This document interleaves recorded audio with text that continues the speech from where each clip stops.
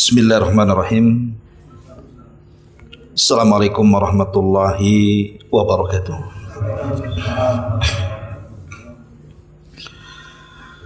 Alhamdulillah wassalatu wassalamu ala Rasulillah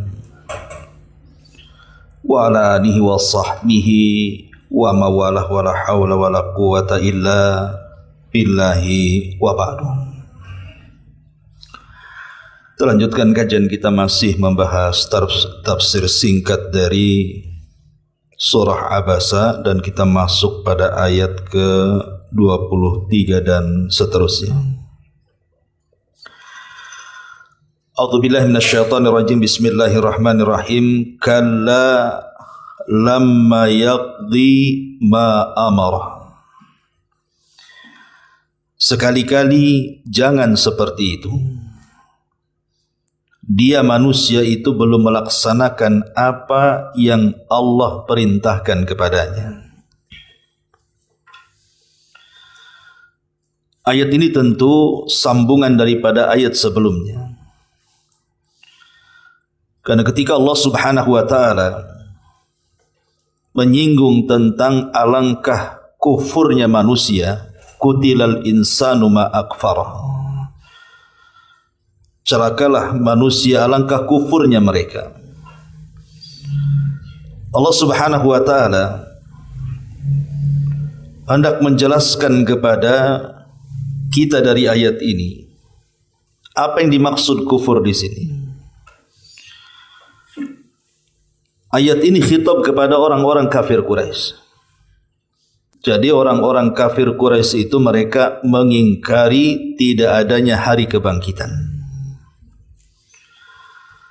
Tentu ada alasannya kenapa orang-orang kafir Quraisy itu tidak beriman dengan hari kebangkitan.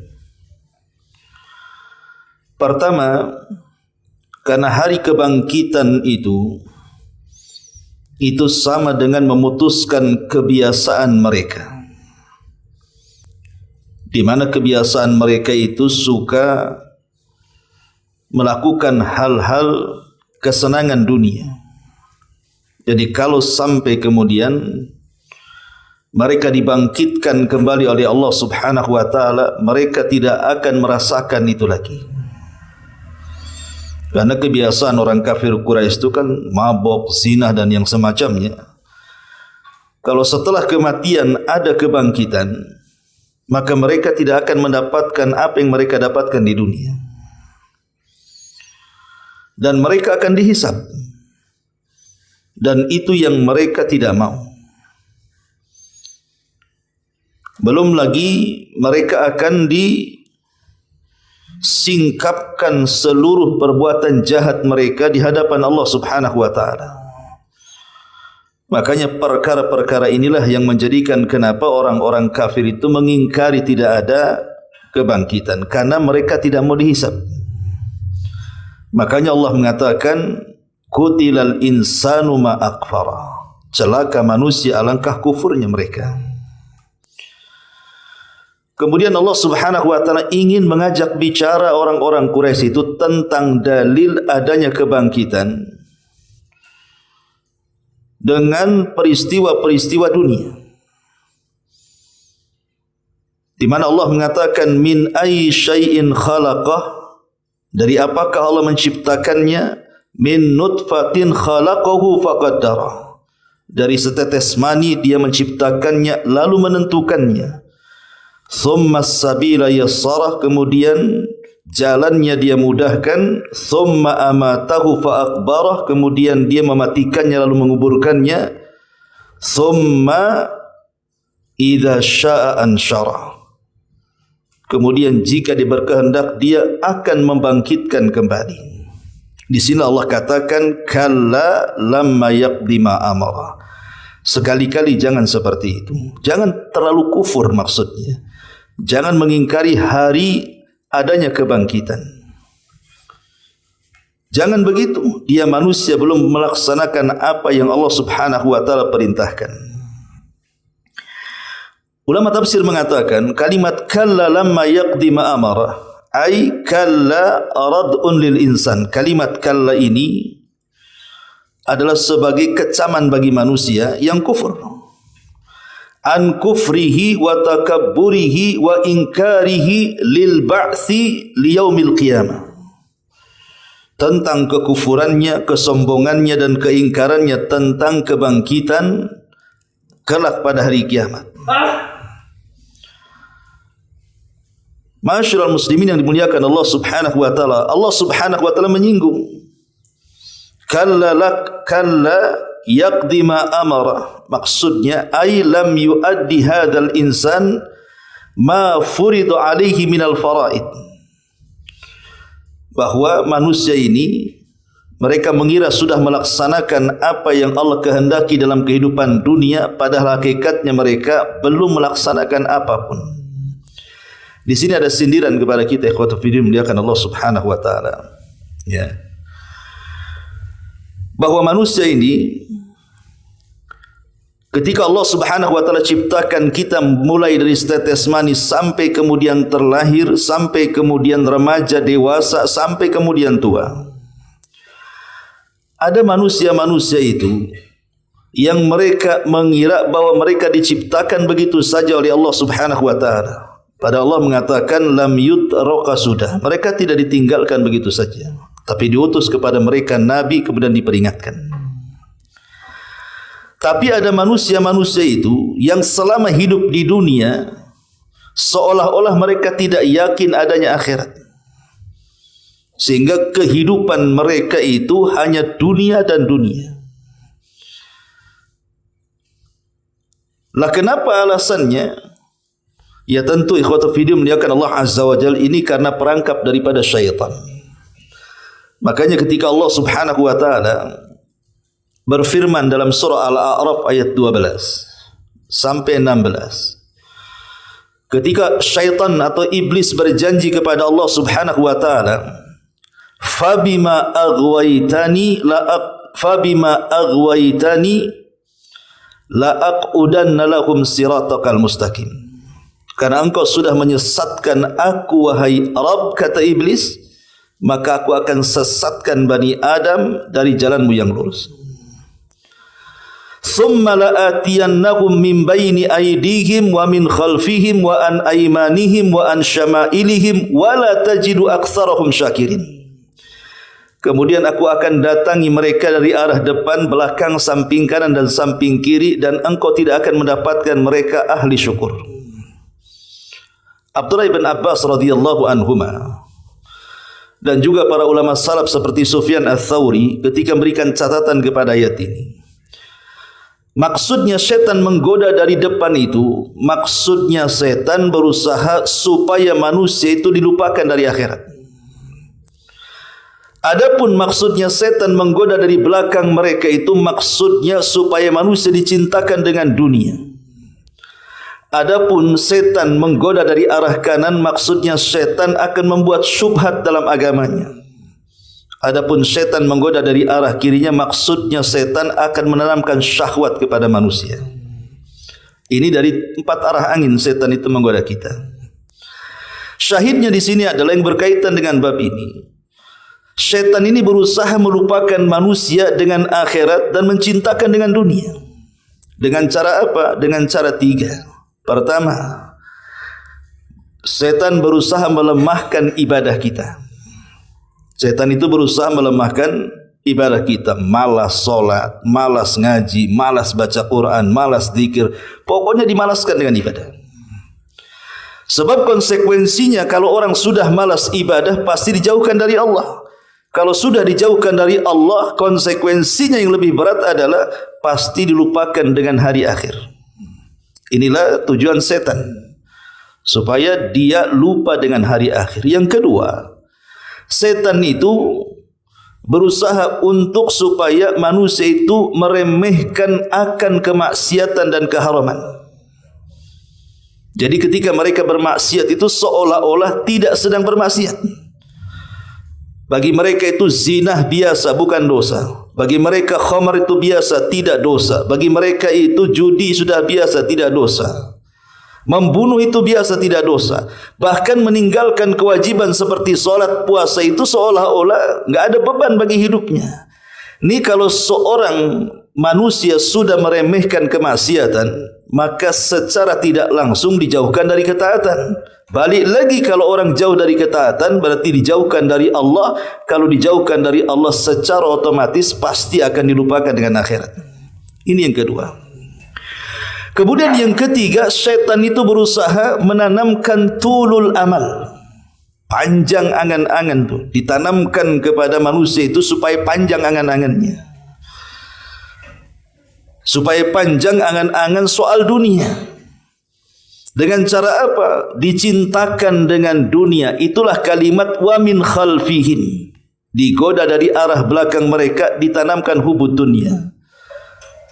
Dari sini Allah Subhanahu wa taala katakan jama'a malan wa addadah yahsabu anna malahu akhladah. Sebab manusia itu kalau sudah mengumpulkan dunia pasti menghitung-hitungnya. Kalau sudah menghitung-hitungnya maka dia kira dia akan mengekalkannya. Itulah yang disabdakan Nabi SAW, "Lau kana libni Adam wadiyani min zahabin labtagha thalithan." Wala yamla'u fahu bni Adam illa turab.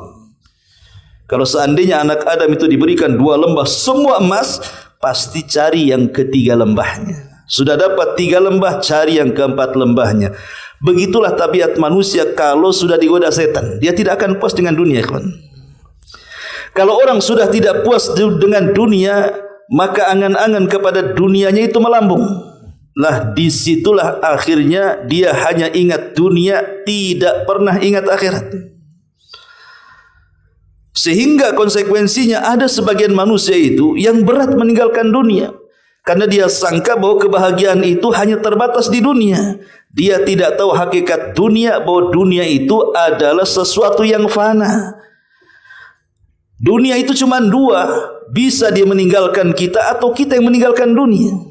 Contoh umpamanya dunia meninggalkan kita. Tuh kasus kebakaran di mana, Los Angeles, California itu. Itu rumah mewah-mewah tuh. Bukan sedikit, bukan harga kayak rumah di sini. Harga kacangnya. Di sana harga mahal-mahal. Tapi rupanya dunia hendak meninggalkan pemiliknya. Kebakaran habis rata dengan tanah. Itu namanya dunia meninggalkan kita itu. Atau kita yang meninggal dunia. Rumahnya masih ada, kemudian kendaraannya juga masih jogrok di situ, tapi orangnya sudah tidak ada, kan? Lah dari sinilah ikhwatu fillah muliakan Allah Azza wa Jalla, di sini ada isyarat singgungan ke situ, bahwa jangan sampai kita ini ketika hidup sampai kematian belum melaksanakan apa yang Allah wajibkan kepada kita. Kalla lamma yaqdi ma amara. Sekali-kali jangan begitulah. Dia manusia itu belum melaksanakan apa yang Allah perintahkan, tiba-tiba mati kemudian dikuburkan. Thumma amatahu fa akbara. Itu nasihatnya, isyarat daripada ayat ini. Kemudian Allah Subhanahu wa taala berfirman di ayat selanjutnya. Allah Subhanahu wa taala mengatakan falyanzuril insanu ila ta'ami. Hendaklah manusia itu memperhatikan apa yang dimakannya itu. Anna sababnal ma'a sabba. Kamilah yang telah mencurahkan air melimpah dari langit. Thumma syaqaqnal arda syaqqa. Kemudian kami belah bumi dengan sebaik-baiknya. Fa ambatna fiha habba. Lalu di sana kami tumbuhkan biji-bijian. Wa inaba wa ghadba. Muncul anggur dan sayur-sayuran. Wa zaituna wa nakhla. Muncul zaitun dan pohon kurma. Wa hadaiqa ghulba. Kemudian kebun-kebun yang rindang. Wa faqihata wa abba. Buah-buahan serta rerumputan. Allah akhiri mata'al lakum wa li'an'amikum. Semua itu untuk kesenanganmu dan untuk hewan-hewan ternakmu. Dua permisalan ini ikhwatu fiddin, yang pertama dan yang kedua. Pertama, Allah Subhanahu wa taala mempermisalkan dengan kejadian manusia dalam janin. Itu kuasa Allah yang tidak bisa kita lihat. Proses dalam janin siapa yang lihat? Enggak ada yang lihat, kan. Bagaimana 40 hari segumpal sperma, kemudian ganti segumpal daging, akhirnya ganti segumpal dari darah ke daging sampai jadi manusia, kemudian brojol. Siapa yang menyaksikan? Tidak ada yang menyaksikan. Tapi permisalan yang kedua ini Allah Subhanahu wa taala ingin mempermisalkan sesuatu yang tampak oleh mata. Bagaimana Allah Subhanahu wa taala sanggup membangkitkan manusia setelah kematiannya dengan permisalan ini. Falyanzuril insan ila ta'ami. Maka hendaklah manusia itu memperhatikan makanan yang kita makan. Nasi yang antum makan itu asalnya dari mana coba? Itu asalnya dari biji. Kemudian antum taruh di tanah. Kemudian datang hujan. Hujan pun Allah Subhanahu wa taala memberikan kepada tanah-tanah kita itu sesuai dengan kadar tanaman yang kita tanam. Sebab kalau seandainya hujan yang turun itu deras-derasnya menimbulkan banjir, habislah itu, enggak mungkin lagi biji itu tumbuh. Ke bawah banjir kan begitu. Dan ini kuasa Allah Subhanahu wa taala. Ya. Jadi diturunkan hujan itu sesuai dengan kadarnya saja. Kemudian sisa airnya Allah simpan dalam tanah. Kemudian dari situ baru tumbuh. Siapa yang menumbuhkannya? Setelah tumbuh kemudian besar, akhirnya kemudian di situ tumbuh biji-bijian, di situ tumbuh buah-buahan, di situ tumbuh makanan, bukan hanya untuk manusia, bahkan untuk binatang rumput di mana-mana. Bahkan hutan pun akhirnya penuh dengan tanaman, menjadi rindang. Lah Allah katakan mata'al lakum wa li'an'amikum, itu semua nikmat bagi kalian dan bagi hewan ternak kalian. Lah dua permisalan ini sebagai dalil logika namanya ya. Bahwa dua permisalan ini bantahan kepada orang-orang kafir yang mereka mengingkari adanya hari kebangkitan setelah kematian. Kalau engkau tidak percaya bahwa adanya hari kebangkitan setelah kematian, Allah Maha mampu loh membangkitkan kalian. Contohnya apa? Asal kalian gitu maksudnya. Kalian kan dulu tidak ada. Sebagaimana Allah mengatakan, "Kaifa takfuruna billahi wa kuntum amwatan fa ahyakum tsumma yumitukum tsumma yuhyikum tsumma ilaihi turja'un." Bagaimana kalian bisa kufur kepada Allah? Dulu kalian tidak ada. Baru diciptakan dari setetes mani. Dari setetes mani baru segumpal darah. Dari segumpal darah baru segumpal daging. Kemudian berbentuk, kemudian ditiupkan ruh, kemudian keluar. Kalau Allah mampu menciptakan kamu dari ketidakadaan menjadi ada, maka Allah lebih ringan menciptakan yang sudah ada dikembalikan ada. Kan sudah jadi antum itu. Kemudian mati dibangkitkan, lebih mudahlah bagi Allah. Lebih sulit mengadakan yang belum ada. Kalau yang sudah ada diadakan lebih mudah, seolah-olah Allah ingin katakan seperti itu. Kemudian dicontohkan permisalan yang kedua. Coba lihat tumbuh-tumbuhan itu. Siapa yang menghidupkan tumbuh-tumbuhan itu? Biji diletakkan, tiba-tiba kemudian turun hujan, tanah belah, kemudian jadi tumbuh-tumbuhan sampai besar, berbuah, berbiji dan macam-macam. Siapa yang menumbuhkannya? Kalau Allah mampu menumbuhkan ini, maka kalian harus paham Allah pun sanggup membangkitkan kalian. Jadi ini hendak mempermisalkan bantahan kepada siapa? Orang-orang kafir. Ma'asyiral muslimin wal muslimat rahimakumullah. Sedikit faedah untuk memperkuat dalil tentang bahwa Allah Subhanahu wa taala sanggup menghidupkan manusia dari kematian. Ada beberapa kisah dalam Quran itu. Pertama, Allah Subhanahu wa taala kisahkan dalam Al-Baqarah ayat 243. Allah mengatakan, "Alam tara ilal ladzina kharaju min diyarihim wa hum ulufun hadaral maut. Faqala lahumullahu mutu thumma ahyahum. Innallaha ladzu fadlin 'alan nas walakinna aktsaran nasi la yashkurun." Tidakkah kau melihat orang-orang yang keluar dari desa-desa mereka dan jumlah mereka ribuan karena menghindari kematian. Kemudian dikatakan kepada mereka yang menghindar dari kematian itu, matilah kalian. Kemudian setelah mati Allah bangkitkan kembali mereka. Kemudian Allah Subhanahu wa taala katakan, sesungguhnya Allah zat yang memiliki karunia atas manusia, tetapi manusia tidak bersyukur. Al-Baqarah ayat 243 ikhwatu fiddin ini bercerita tentang seorang nabi. Nabi ini namanya Hazkiel. Nabi Hazkiel ini diutus sebelum Nabi Ilyas. Sebelum Nabi Ilyas atau Ilyasa. Jadi Nabi Hazkiel ini Hazkiel ibnu Ajuz sebenarnya. Ibnu Ajuz itu artinya nenek-nenek. Karena ibundanya lama tidak punya anak sampai tua. Tiba-tiba melahirkan, itulah Hazkiel. Jadi di tengah-tengah Bani Israel itu ada sebuah perkampungan terkena wabah taun.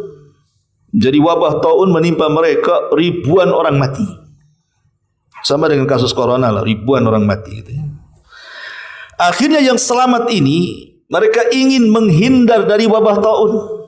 Mereka pun kemudian bergerak menuju lembah. Tapi sampai di lembah, rupanya malakul maut sudah menunggu mereka. Itu ada kaedah yang disebutkan para ulama, al-hadaru la yamna'ul qadara namanya. Menghindar dari kematian tidak mencegah takdir kematian.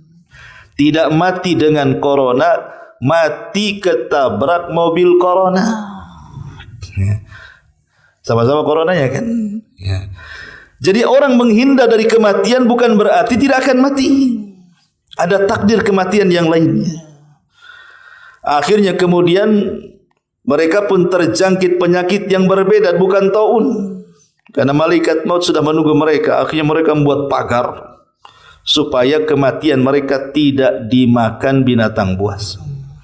Setelah buat pagar, baru mereka mati semua di situ. Ketika mereka mati itulah lewatlah Nabi Hazkiel. Ya karena tidak dikuburkan ikhwatu fiddin, bangkai pula di mana-mana. Ketika melihat kaumnya mati semua berserakan gitu ya, bergelimpangan, maka Nabi Hazkiel sedih. Akhirnya berdoa kepada Allah Subhanahu wa taala agar Allah menghidupkan mereka. Dan Allah pun kemudian mengabulkan permintaan Hazkiel, tiba-tiba mereka hidup. Ini namanya menghidup setelah kematian kan. Di dunia juga Allah sanggup. Setelah mereka hidup, maka Nabi Hazkiel hidup bersama mereka beberapa tahun. Tapi sayang setelah Hazkiel meninggal dunia, begitulah manusia. Sudah tidak ada nabi, akhirnya kufur lagi, menyembah satu berhala namanya Ba'lan. Maka diutuslah kepada mereka Nabi Ilyas. Syahidnya di sini adalah bagaimana Allah menghidupkan manusia dari kematian kan?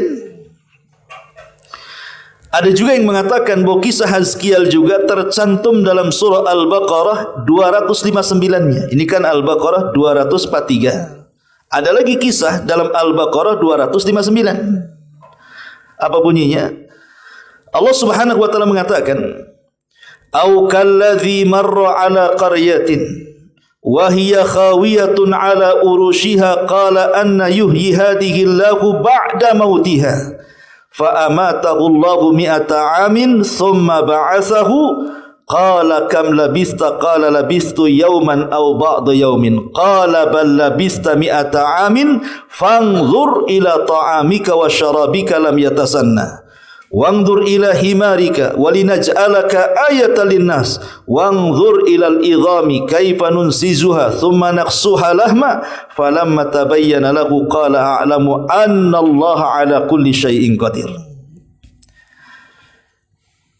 Jadi ada satu kisah, ada sebuah negeri itu dijajah oleh musuh, diserang oleh musuh sampai bangunan-bangunannya rata dengan tanah. Sama lah dengan gaya Palestina sekarang kan, dijajah Israel setahun lebih, rata tuh di Gaza tuh bangunannya. Kurang lebih lah kayak gitu ceritanya. Ya. Jadi Nabi Hazkiel ini lewat kepada negeri yang habis dijajah dan hancur sampai ke para-parapnya. Jadi Hazkiel ini melamun, apa mungkin Allah mampu mengembalikan negeri yang mati ini? Saat melamun itu karena dia habis kelelahan safar, dia ingin istirahat. Carilah sebuah lubang, kemudian dia pun masuk di lubang itu, tertidur dia. Ditambatkan keledainya, kemudian ditaruhlah makan di sampingnya, dia tidur. Rupanya tak bangun-bangun sampai 1 abad, bayangkan. 100 tahun dia tidur. Ya.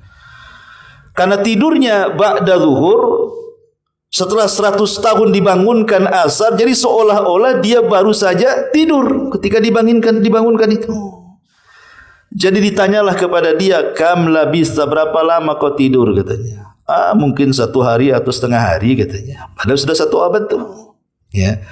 Maka dijelaskan, bahkan engkau tidur mi'ata amin, sudah 100 tahun alias 1 abad. Enggak percaya, kau lihat tuh makanannya yang kau bawa sudah enggak ada. Minuman yang kau bawa sudah enggak ada. Lam yatasanna.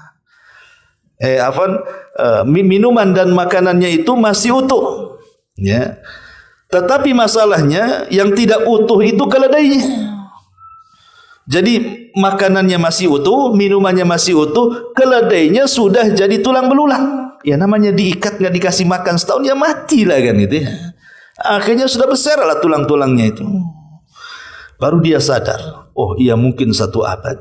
Disitulah Allah Subhanahu wa taala tunjukkan kekuasaannya menghidupkan keledai kembali. Tiba-tiba entah berantah dari mana tulang belulang itu terangkai lagi, dagingnya datang lagi, kemudian membungkus tulangnya sampai jadi keledai, dimasukkan ruhnya, tiba-tiba berteriak seolah-olah kiamat dibangkitkan. Dari situ Uzair ataupun Hazkiel mengatakan, sekarang aku tahu Allah Subhanahu wa taala sungguh mampu untuk melakukan apapun. Artinya keledai saja bisa dihidupkan, apalagi kota yang mati. Pasti Allah bisa menghidupkannya. Syahidnya di sini apa? Ini keledai mati dihidupkan kan? Kalau Allah Subhanahu wa taala sanggup menghidupkan keledai setelah kematiannya, masa Allah tidak sanggup menghidupkan kembali kelak pada hari kiamat? Ma'asyiral muslimin yang dimuliakan, ada yang mengatakan bahwa orang ini yang melintasi kota itu namanya Hazkiel. Tapi sebagian ulama seperti Ibnu Ishaq melemahkan riwayat ini, dan yang betul bukan Hazkiel tetapi Uzair. Seorang Nabi Uzair yang dipertuhankan oleh orang-orang Yahudi. Yang Allah katakan dalam surah Taubah, wa qalatil yahud Uzair ibnullah wa qalatin nasara al-masih ibnullah. Berkata orang-orang Yahudi Uzair itu anak Allah. Berkata orang Nasrani Isa itu anak Allah. Jadi Uzair yang lewat di situ. Jadi kisahnya begini. Ada Raja Babylon namanya Bukhtun Nasr. Dan Bukhtun Nasr itu juga menguasai banyak belahan dunia. Sama dengan pendahulunya Namrud. Karena sama-sama Raja Babylon Irak. Jadi Bukhtun Nasr ini membawa pasukan besar menghancurkan Palestina dan membunuh orang-orang Yahudi. Jadi dahulu orang Yahudi dibantai oleh Bukhtun Nasr itu. Semua laki-lakinya dibantai. Perempuan dan anak-anaknya jadi tawanan dibawa ke Babylon Irak. Lah karena tidak ada manusia kan, karena semua dibawa ke Irak sana, jadi kota itu hancur, enggak ada orang. Sementara sebagian orang Yahudi yang selamat, mereka tunggang langganglah kabur. Lah Uzair itu lewat di situ, melihat kota yang hancur berantakan, dia berpikir, makanya dia mengatakan, anna yuhyi hadhillahu ba'da mautiha. Mungkinkah Allah mampu menghidupkan setelah kematian kota ini? Uzair ini tidak ragu dengan Allah, tidak. Cuman kayak kita lah sekarang nengok Gaza, mungkin enggak Gaza itu kayak kemarin lagi, gitu maksudnya. Ya. Akhirnya kemudian Allah Subhanahu wa taala membuktikan ucapannya. Ketika Uzair sedang beristirahat, itulah Allah akhirnya tidurkan Uzair 1 abad tuh. Ketika bangun, rupanya kota itu sudah hidup lagi. Setelah 1 tahun itu, setelah 1 abad itu. Dan sebelumnya Uzair ditampakkan kuasa Allah. Ketika melihat minumannya utuh, makanannya utuh, padahal 1 abad ihwan, antum aja naruh roti, jangan 1 abad, 1 tahun di belakang rumah hilang tuh roti itu. Ini 1 abad. Ini kan kuasa Allah membiarkan roti dan makanannya itu utuh. Masalahnya keledainya sudah mati, bahkan sudah jadi tulang belulang. Di situlah Allah tampakkan kekuasaannya, merangkai lagi tulang, akhirnya menjadikan keledai hidup, kemudian berteriak. Barulah Uzair mengatakan, kalau Allah sanggup menciptakan Uzair kembali, maka tidak mustahil Allah bisa menghidupkan kota yang mati itu. Di sini juga syahidnya bahwa Allah sanggup menghidupkan dari kematian. Kemudian yang ketiga, kisah Nabi Isa. Kisah Nabi Isa alaihi salatu wassalam juga disebutkan di dalam Al-Quranul Karim. Surah Al-Imran ayat 49. Allah mengatakan, wa rasulan ila bani Israel. Dan Isa adalah seorang rasul yang diutus kepada Bani Israel. Inni qad ji'tukum bi ayati mir rabbikum. Kata Isa, aku telah datang kepada kalian dengan tanda kuasa dari Rabb kalian. Inni akhluqu lakum minat tini kahayati tayri. Aku sanggup menciptakan untuk kalian sebuah burung yang terbuat dari tanah. Jadi Isa itu ngambil tanah lempung, dikual-kual, kemudian dibentuk burung. Ya. Kemudian fa'anfuhu fihi, ditiup oleh Isa. Apa yang terjadi? Fayakunu tayran biidznillah. Tiba-tiba tuh burung yang terbuat dari tanah berubah menjadi burung asli dan hidup. Dan itu mukjizatnya Nabi Isa. Ya tentunya apa? Karena izin dari Allah Subhanahu wa taala. Isa bisa melakukan seperti itu karena izin Allah. Allah yang membuat burung itu hidup dari tanah liat. Dan ini menunjukkan Allah itu ala kulli syai'in qadir, bisa menghidupkan benda mati. Dan salah satu mukjizat Nabi Isa juga adalah bukan hanya mampu melakukan itu, bahkan menghidupkan manusia yang sudah mati, Isa juga bisa. Abdullah bin Abbas radhiyallahu anhuma menceritakan bahwa Isa itu pernah menghidupkan 4 jiwa. Pertama ada orang namanya Azir. Azir itu temannya Isa bin Maryam. Jadi karena teman dekatnya Isa bin Maryam, satu hari karena Azir itu tempatnya jauh dan dia sedang sakit parah dan mendekati kematiannya. Jadi saudari daripada Azir ini mengutus suaminya untuk memberitahu kepada Isa bahwa temannya namanya Azir sedang sakaratul maut. Tolong datang, takziah bahasa kitanya. Akhirnya Isa pun kemudian berkunjunglah, ingin berjumpa dengan kawannya. Cuman perjalanannya jauh dari tempat dia ke tempat Azir kawannya itu 3 hari. Ketika sampai di kampung si Azir itu, rupanya Azir itu sudah mati dari 3 hari yang lalu. Semenjak Isa berjalan dari kampungnya, Azir sudah meninggal. Ketika 3 hari sampai, ya sudah dikuburkanlah. Maka Isa pun mengatakan kepada saudarinya, tunjukkan kuburannya. Datanglah Isa kepada kuburan si Azir ini. Ketika sampai di kuburannya, maka Isa pun berdoa dengan menggunakan Ismul A'zam, nama-nama Allah yang agung. Maka di sini keajaiban tumbuh, tiba-tiba kuburan itu belah. Keluar si Azir dalam kuburan hidup-hidup. Itu disaksikan Bani Israel tuh. Ya. Kemudian setelah itu ada kisah yang kedua, Nabi Isa ini sedang berjalan. Tiba-tiba kemudian dia melihat ada seorang wanita sedang menangisi anak yang sudah meninggal. Dan anaknya itu penopang hidupnya. Kisah Ibnu Ajuz namanya. Anak nenek tua. Jadi nenek ini menangis karena meninggal anaknya. Sementara anak itu yang menopang hidupnya. Isa lewat di situ. Maka melihat kasihan dengan nenek itu, akhirnya Isa pun menghampiri anaknya yang sudah meninggal, berdoa kepada Allah, diusap, hidup lagi dia. Dan dua-duanya hidup lama, baik Azir hidup lama sampai punya anak, atau anak wanita ini juga hidup lama sampai punya anak juga. Ya. Kemudian setelah beberapa masa, rupanya Azir ini yang dihidupkan pertama tadi punya anak, meninggal juga anak itu. Maka dia minta bantuan kepada Isa bin Maryam agar anaknya dihidupkan, dan Isa pun berdoa kepada Allah, hidup pula anak itu. Ini kan mukjizat besar dari mukjizat Nabi Isa, disaksikan Bani Israel. Tapi Bani Israel ini dasar degil, ikhwan. Ya. Mereka kan orang yang keras hati. Itu mukjizat katanya, konspirasi katanya. Jangan-jangan Isa itu sudah kerjasama dengan si Azir dan anaknya, pura-pura mati kemudian dihidupkan jadi hidup katanya. Jadi justru diingkari mukjizat para nabi itu. Akhirnya mereka meminta kepada Isa, cari orang yang tidak hidup di zamannya, hidupkan dia. Permintaan yang ngeri. Ya. Kalau mereka kan hidup di zamannya kan, cari kuburan yang kuburan itu bukan hidup di zamannya. Ada yang mengatakan kisahnya begini. Jadi Isa ini sedang berceramah di hadapan Hawariyun, murid-murid pilihannya. Nyeletuklah salah satu Hawariyun ini kepada Isa. Wahai Isa, engkau dari tadi cerita bahtera kapalnya Nuh katanya.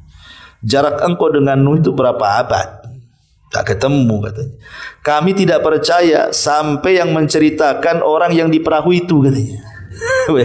Jarak Isa ke Nuh ini terbentang kemana-mana. Ya. Tiba-tiba dia mengatakan, aku enggak percaya dengan cerita bahtera yang kau ceritakan. Aku akan percaya kalau yang menceritakan itu yang numpang di perahu itu katanya. Akhirnya kemudian kata Isa, baik kalau gitu kita cari kuburannya. Yang numpang di perahu itu kan anak-anaknya Nuh. Di situ ada Syam, di situ ada Ham, di situ ada Yafis. Ya, dicarilah kuburan Syam.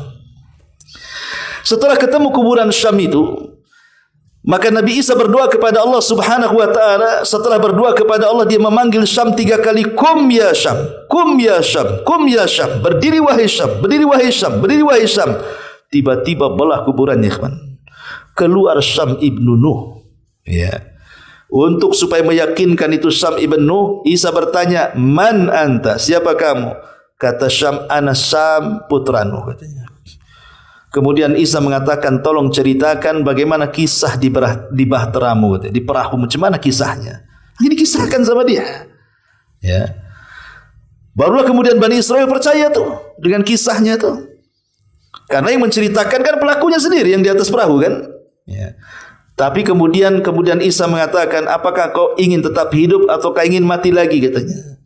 Maka Syam ibn Nuh mengatakan, saya ingin mati lagi, tapi saya minta syarat, minta kepada saat kematiannya jangan merasakan sakaratul maut katanya. Akhirnya kata Isa, mati dia balik lagi ke kuburannya. Subhanallah. Nah ini kisah Israiliyat yang dimuliakan Allah Subhanahu wa taala. Tapi memang salah satu mukjizat Nabi Isa adalah mampu menghidupkan orang mati karena izin dari Allah Subhanahu wa taala. Ini kan dalil juga bahwa kalau Allah juga sanggup menghidupkan orang mati di dunia, maka Allah lebih sanggup juga menghidupkan orang mati setelah kematiannya. Tapi Bani Israel ini memang aneh. Kemudian mereka akhirnya mencari-cari alasan. Isa itu memang pandai kalau dalam urusan pengobatan itu. Kami minta mukjizat yang lain katanya. Apa mukjizatnya? Tolong minta sama Allah turunkan hidangan lezat dari langit. Mungkin kurang ajar kan?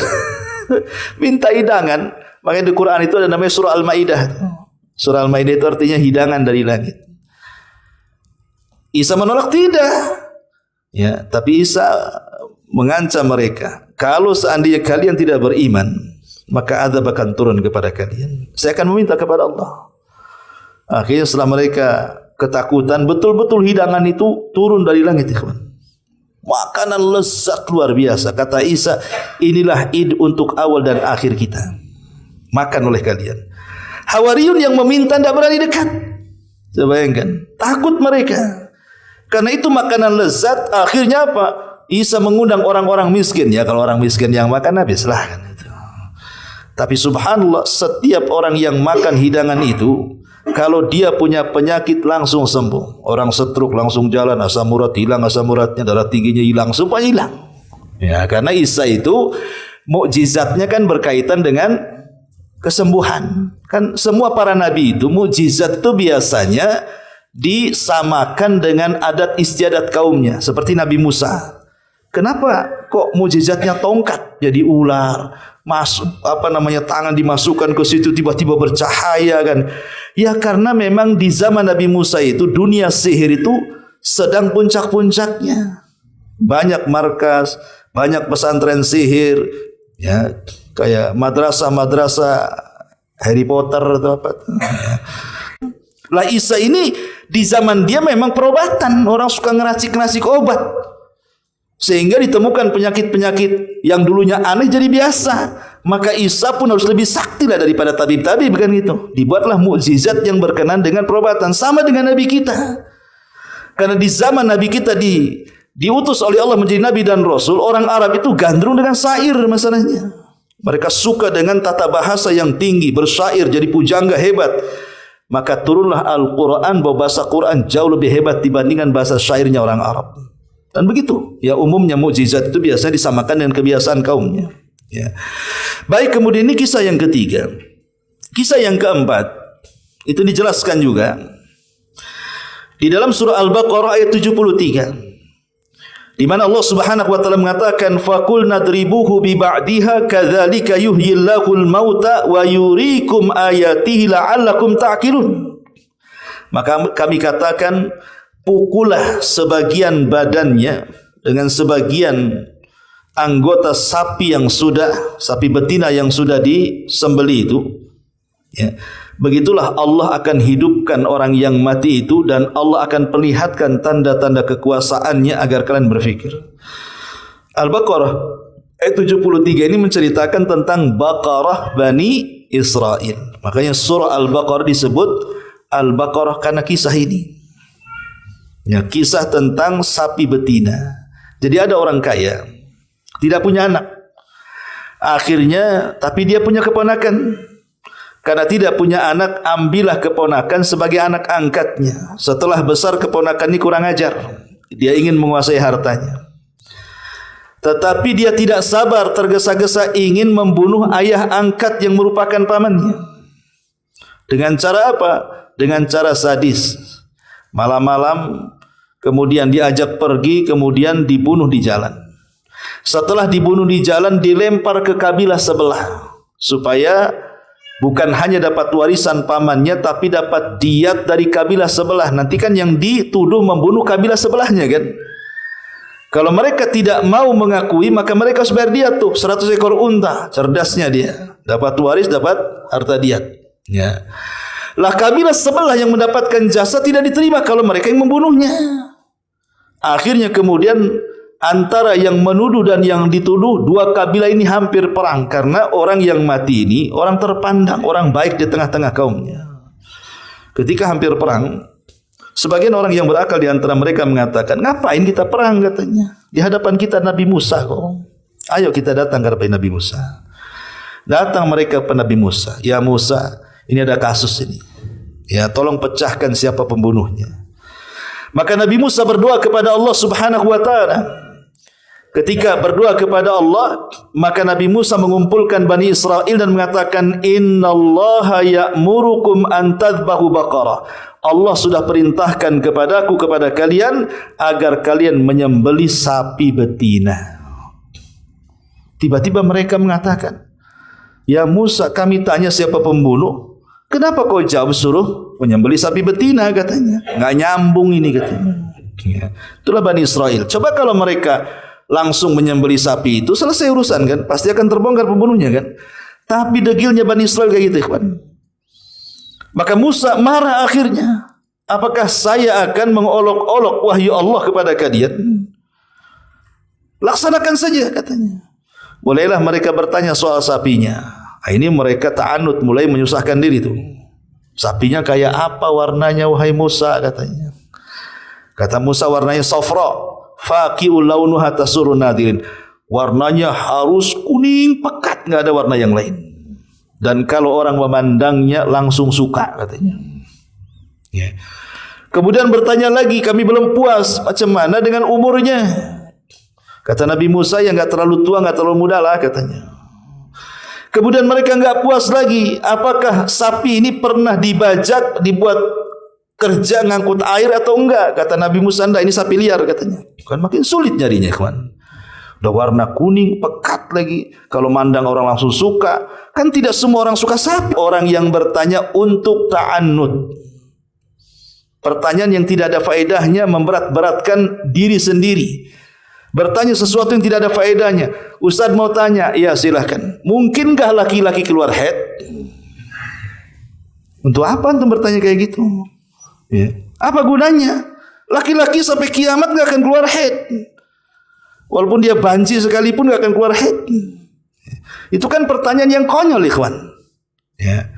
Ustaz mau tanya, iya, mungkinkah Allah menciptakan batu, setelah batu tercipta Allah gak sanggup mengangkatnya? Kan kurang ajar itu. Lah pertanyaan-pertanyaan yang kayak gini ini sama dengan pertanyaan Bani Israel namanya, ta'anud namanya. Memberat-beratkan diri, gak ada faedahnya tuh. Akhirnya apa kata Allah? Allah gambarkan hampir-hampir mereka tidak sanggup untuk melakukannya. Bukan tidak ada sapinya, masalahnya sapi itu yang punya anak yatim.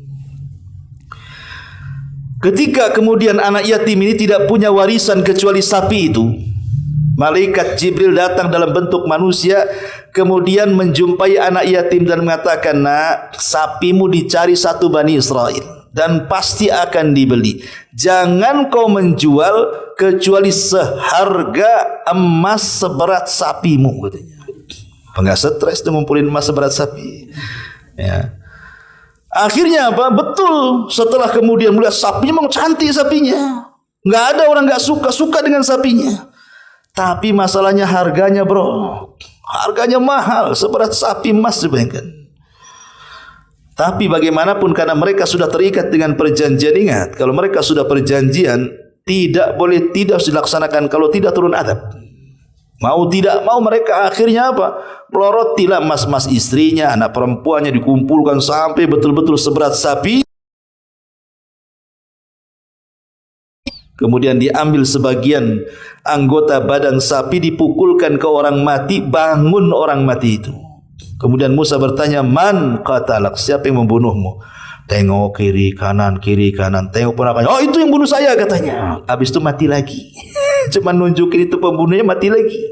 Ya, terungkaplah kasusnya.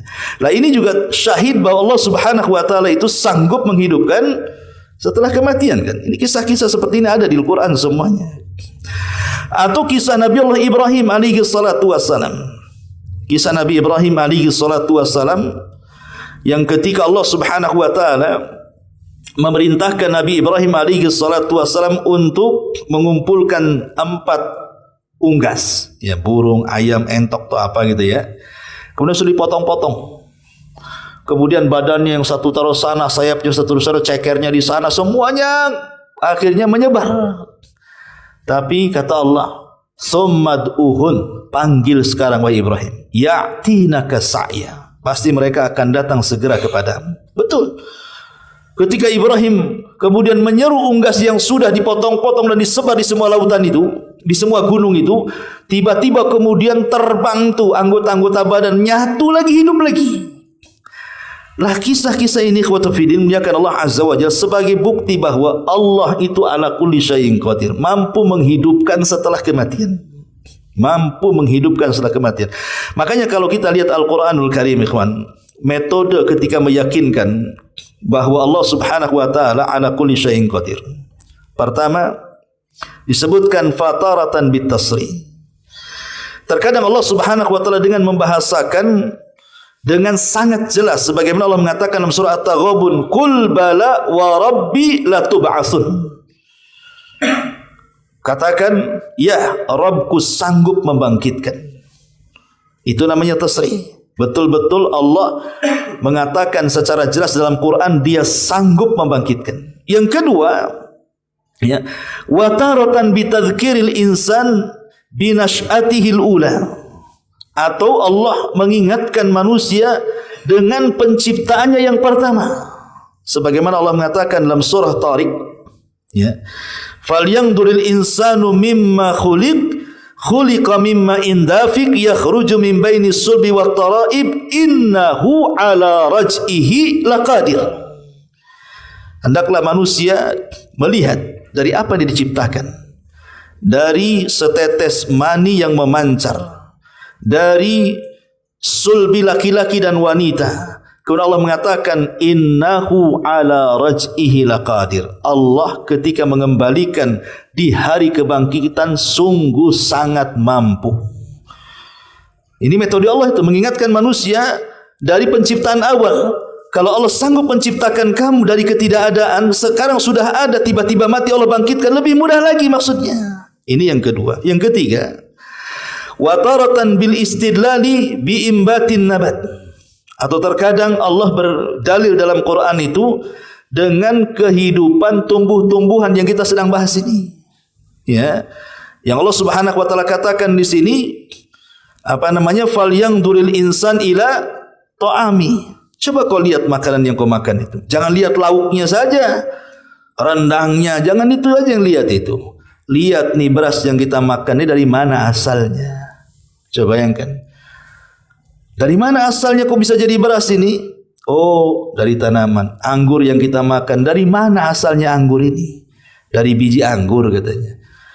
Dari mana ini asalnya jeruk, rambutan, durian ini? Nah, harusnya kita berpikir, oh, dia dari bijinya, kemudian tumbuh turun hujan, tumbuh jadi pohon, akhirnya berbuah. Lah itu kuasa siapa menghidupkan sampai kita makan buah-buahannya itu? Kuasa Allah. Ini yang ketiga, terkadang Allah untuk membuktikan Allah sanggup menghidupkan setelah kematian itu dengan mempermisalkan tumbuh-tumbuhan yang hidup. Ini yang ketiga. Yang keempat, wa taratan bil isyarah. Terkadang menggunakan isyarat. Seperti Allah mengatakan dalam surah Al-Ahqaf ayat 33. Awalam yarau anna Allah alladhi khalaqas samawati wal ardh wa lam ya'ya bi khalqihinna. Tidakkah kau lihat Allah itu sanggup menciptakan langit dan bumi? Dan Allah tidak lelah ketika menciptakan langit dan bumi. Biqadirin ala an yuhyal mauta. Maka kalau seandainya Allah menghidupkan kalian itu lebih mudah. Kau menciptakan langit bumi saja bisa, kau menciptakan kalian tidak bisa, ini gimana ceritanya? Allah mengatakan bahwa penciptaan langit dan bumi itu lebih asyad, lebih berat dibandingkan penciptaan manusia kan? Loh kalau langit bumi bisa Allah ciptakan, masa menciptakan kita kembali tidak bisa? Ini akalnya di mana kan itu bahasanya? Terkadang Allah Subhanahu wa taala ingin membuktikan dengan dalil seperti itu. Atau wataratan bitanzihillahi anil abath. Atau terkadang Allah Subhanahu wa taala mensucikan dirinya bahwa setiap penciptaan itu tidak ada yang main-main. Allah mengatakan di dalam surah Al-Mu'minun, afa hasibtum annama khalaqnakum abatha wa annakum ilaina la turja'un. Apakah kalian mengira aku menciptakan kalian main-main ya? Tidak, bahkan kalian akan dikembalikan, akan diciptakan kembali. Kalian tidak main-main diciptakan. Sebagaimana kalian juga tidak main-main akan dibangkitkan. Ya. Atau wataratan bidzikril qasasi. Atau terkadang menyebutkan kisah-kisah yang tadi kita kisahkan tadi kan. Lah itulah metode Al-Quran ikhwan. Metode Al-Quran untuk memastikan Allah ala kulli syai'in qadir. Dan ini bantahan kepada orang-orang kafir yang mereka mengingkari hari adanya kebangkitan. Bahwa kebangkitan itu hak adanya, tidak boleh diingkari. Maka sebagai kewajiban kita kaum muslimin, di antara rukun iman adalah beriman dengan hari kiamat. Di mana beriman dengan hari kiamat terdiri daripada 5 rukun. Pertama, beriman dengan adanya kematian. Kita wajib yakin kita akan mati. Dan harus yakin kita mati. Kullu nafsin dha'iqatul maut, setiap jiwa pasti mati. Dan mati itu kiamat kecil yang pasti. Yang kedua, beriman dengan adanya peristiwa kubur, baik himpitannya, baik azabnya, baik nikmatnya, baik fitnahnya, maka kita harus beriman. Semua akan terjadi. Ya. Kemudian yang ketiga, beriman dengan kebangkitan, bahwa kita akan dibangkitkan kembali dan akan dihadapkan kepada Allah Subhanahu wa taala. Kemudian yang keempat, beriman dengan hisab. Kita harus mempertanggungjawabkan semua yang kita perbuat di dunia di hadapan Allah. Kemudian yang terakhir, jaza, balasan, ada surga, ada neraka. Itulah kandungan beriman dengan hari akhir, beriman dengan 5 perkara ini. Bahwa Allah Subhanahu wa taala ala kulli syai'in qadir. Wallahu a'lam bishawab. Ini di antara tafsir daripada surah An-Naba. Kita akhiri sampai di ayat ke-32. Dan selanjutnya kita lanjutkan minggu depan. Wallahu a'lam. Sampai di sini kalau ada yang bertanya silakan. Kita buat tanya jawab, kalau tidak kita tutup. Taib, karena tidak ada, kita tutup dengan doa kafaratul majlis. Subhanaka wa bihamdika asyhadu an la ilaha illa anta astaghfiruka wa atubu ilaik. Allahu ta'ala. Assalamualaikum warahmatullahi wabarakatuh.